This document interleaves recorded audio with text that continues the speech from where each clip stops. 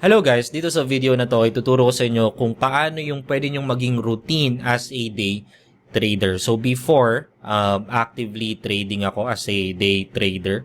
So ilang years din akong ganon. And then nag-transition na ako to swing trading. Pero paano ba yung routine ko before as a day trader? So number one, first thing na you have to do before pa kayo mag-open ng chart is to check yung forexfactory.com para sa mga high impact news. So very important to kapag nagde-day trade kayo. Hindi nyo naman kailangan alamin yung data, not unless sa strategy nyo nagfunda kayo. But regardless, funda or technical, kailangan yung tignan kung anong oras magkakaroon ng high impact news sa market. Kasi baka pwedeng maapektuhan yung currency na tinitrade nyo. Okay? So, let's say, on Tuesday, July 30, magkakaroon ng high impact news sa USD. So, let's say, nagde-day trade ako, tinitrade ko, let's say, USD JPY. Okay, kailangan aware ako dito. Kasi yung USD JPY, may USD siya. So, pwedeng malaki yung chance na maapektuhan yung trade natin kasi hindi natin alam kung ano yung i-release na data dito and of course kung gaano ka-volatile yung magiging reaction ng market kapag nilabas yung data. Okay? So you have to be aware kung anong oras at anong currency. So yun yung una yung gagawin. I'd suggest dati nung nagsisimula ako, ang ginagawa ko naka-notebook sa akin yan. So may maliit ako na notebook. Doon ko nilalagay yung kung ano yung high impact news for the day. Pero one way to do that is so create let's say dito muna. So ang one way to do that is to i-note nyo lang sa chart nyo. Okay, kunyari ang tinitrade ko, nagde-day trade ako Euro USD.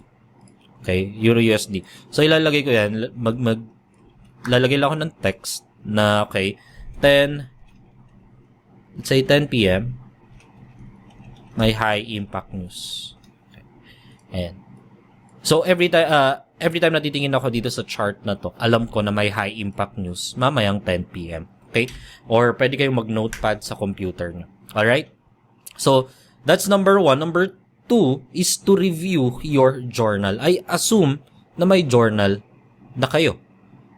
Okay? Kung medyo matagal na kayo nagte-trade, like few months, kailangan may journal kayo. Kung wala pa, you need to have one. So may lesson tayo about regarding journal, abangan nyo yan.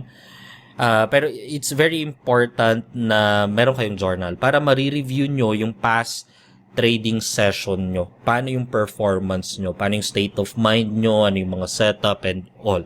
So very important na i-review natin yan from time to, kailangan every day as a day trader, kailangan na re-review natin yan bago pa tayo mag-start ng trading session natin. Okay, so that's number two.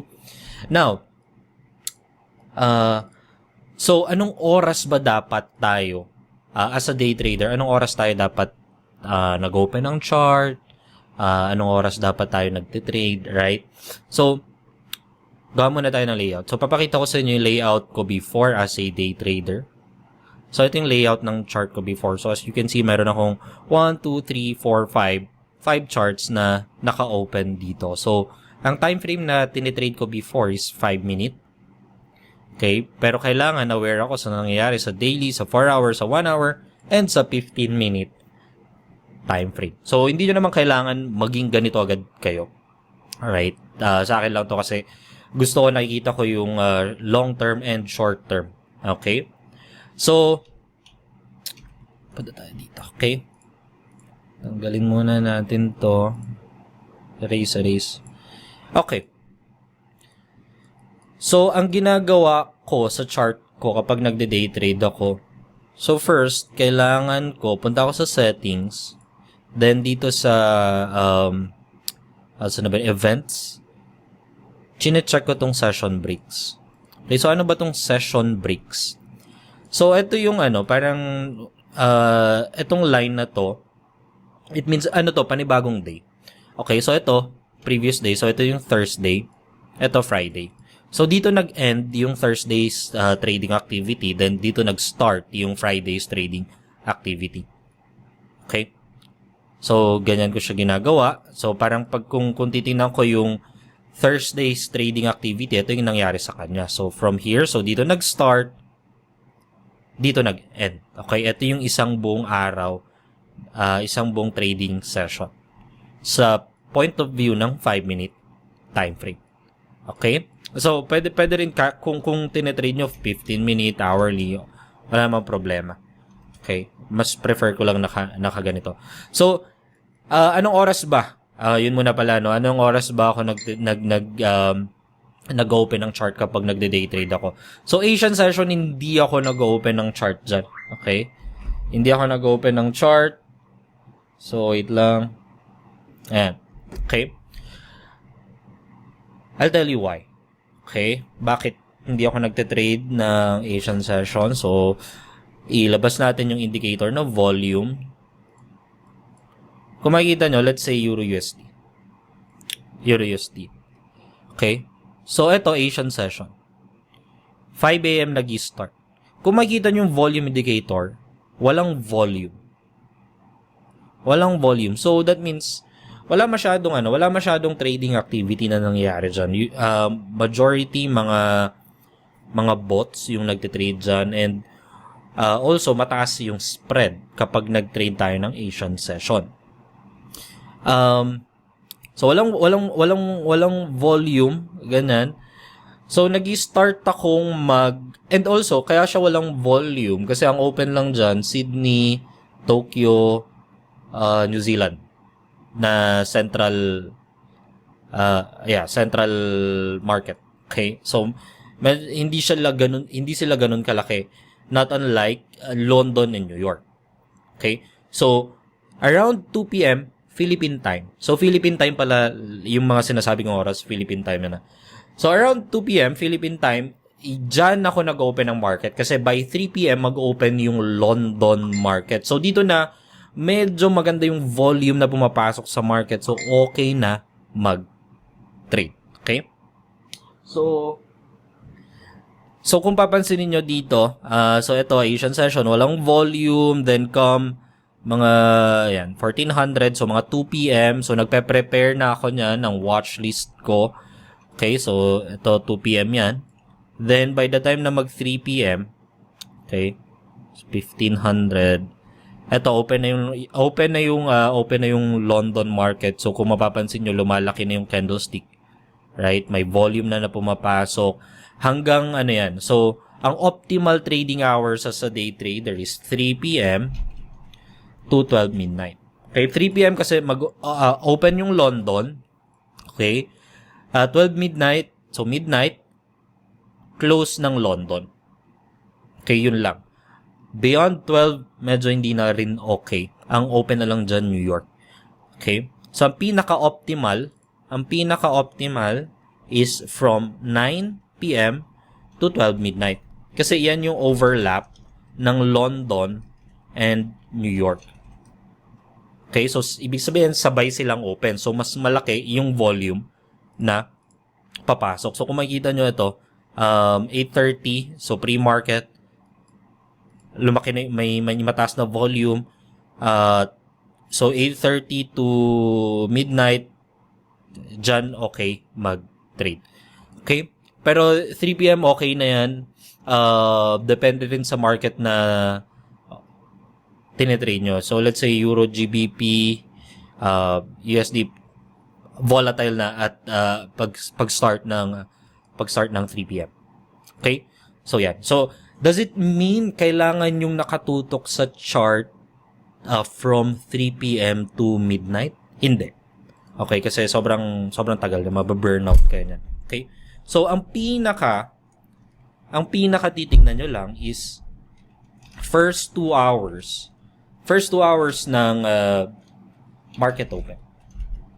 Ibig sabihin, first 2 hours ng London open. So, that's 3 p.m. to 5, around 5 p.m. And then, first 2 hours ng New York open. Okay, so that's from 9:30 to 11:30.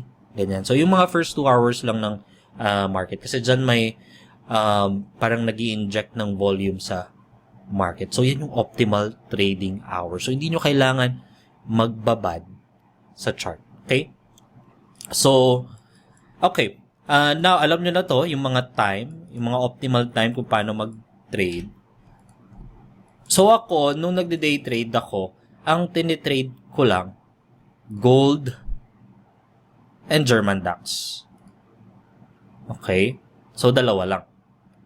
Okay, dalawa lang. Hindi ko kailangan ng madami.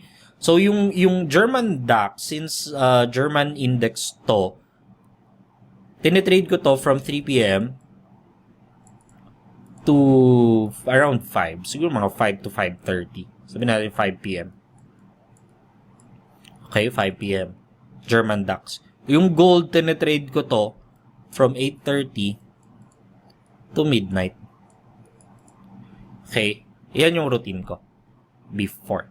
Now, kapag nag-watchlist ako, so let's say for example sa German DAX, so open ako ng chart around 2 p.m. Diyan ako magpe-prepare. So, let's say 2 p.m. is, let's say 4:30. 2:30. Dito ako magpa-plot ng level ko. So, meron na akong directional bias from here sa different time frames. And then, ang gagawin ko is, lalagay na ako ng mga levels ko. So, let's say range siya. Okay. So, galing siya ng impulse down, then nag-range. So, mas focus ako sa pag-short dito. Okay. So, lalagyan ko ng, dati, naglalagay pa ako ng label, ng note dito. Kasi, ito lang tinitrade ko during hapon. So, lalagay ko pa dito, directional bias, let's say, trade plan for the day. So, dito ko siya mismo, guys, nilalagay sa chart para makikita ko every time na nakatingin ako dito. Kasi, sa note, minsan, tinatamad akong buksan eh. Pero, pag nandito, since nakatingin naman ako sa chart, alam ko na. Okay, so, directional bias, let's say, bearish, focus, okay, current market condition is ranging, focus on short side, ganyan. Then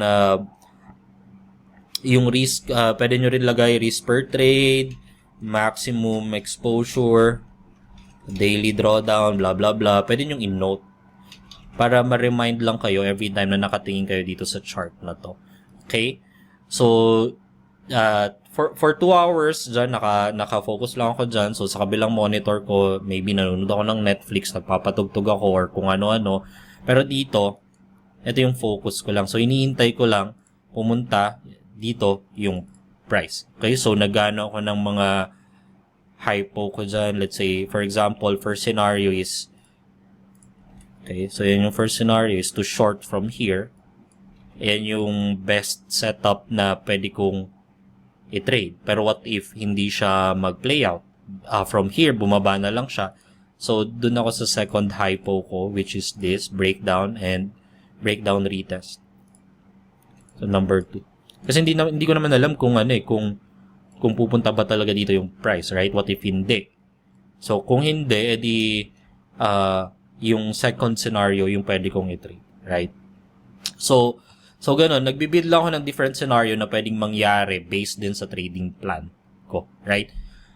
So, once done, ayan na, hayaan ko na lang yung price pumunta dyan. Kung walang setup, hindi niya ako binigyan ng setup today, edi tomorrow. Kasi as a day trader, it doesn't mean na kailangan may open trades tayo every day. So, may mga days na wala. Okay, and then, habang naghihintay kayo ng trade, pwede nyo i-review ulit yung journal nyo, right? So, yun. So, 3 p.m. to 5 p.m. Then, after that, pahinga, dinner, gym. Then, hintay naman tayo sa New York Open, which is gold. So, ganun naman gagawin ko. So, ganun din yung gagawin ko. So, 8:30 p.m. pre-market open. Mag-ano ko ng trade plan, magno-note ulit ako. Levels, directional bias, and all. And then, hintayin ko mag-open hanggang midnight na yun. Pero syempre, pag wala na akong nakikitang setup, minsan, mga 10 pa lang, 11 pa lang, in-off ko na yung chart ko. I'm done I'm done for the day. Okay? So, after your trading session, i-journal nyo na agad yung trades nyo. Okay, nakakatamad i-journal kapag medyo puro talo tayo sa trading session, but you will thank yourself kapag pinilit nyo i-journal yan every end of trading session. Kasi the next day, may re-review kayo. Okay, may i-review kayo, may i-assess kayo. Okay, so make it a habit na nag-journal kayo every end of trading session. Okay? So, yun lang guys. I hope nakatulong sa inyo to. It's very important na mag-build kayo ng routine sa trading activity nyo para at least ma-enjoy nyo pa yung mga ibang bagay outside trading. Huwag nyong gawing buhay yung pagtitrade. Okay? So, good luck and trade safe.